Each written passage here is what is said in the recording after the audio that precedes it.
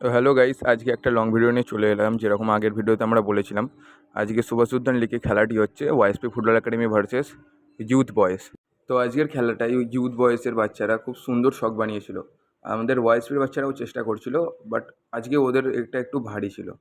তো আমাদের ডিফেন্ডারও খুব সুন্দর ডিফেন্স করেছে। ওরা যতবারই এই ছক বানাচ্ছে, অ্যাটাক করছে, ওদের অ্যাটাকটাকে আমাদের ডিফেন্ডার ভেঙে দিচ্ছে। বাট খেলাটা খুব সুন্দর খেলা হয়েছে আর অনেকটা টাফ হয়েছে। ইউথ বয়েজের ছেলেরা সত্যিই খুব ভালো খেলেছে।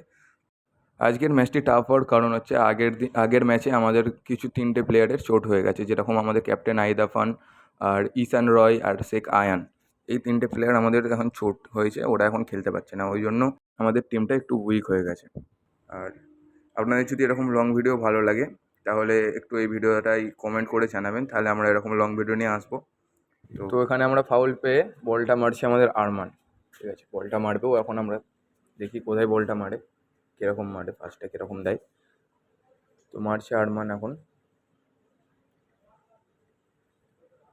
বলটা অপোনেন্টের গায়ে মেরে দিল, তাও আমাদের আসমিত বলটা পেয়েছে। বলটা পেয়ে পাস দিয়েছে কাকে, জিসান বলটা পেলো, পেয়ে হেড দিয়ে পাস করলো। অপোনেন্ট বলটা পেয়ে আবার আরমানের মাথায় হেড মারলো আরমান। খুব সুন্দর বলটা। বাট এন্ডে আপনারা দেখবেন ওইখানে একটা একটা ভুলবশত হাত লেগে গেছিলো পেনাল্টি বক্সের মধ্যে ওই জন্য আমাদের একটা পেনাল্টি দিয়েছে।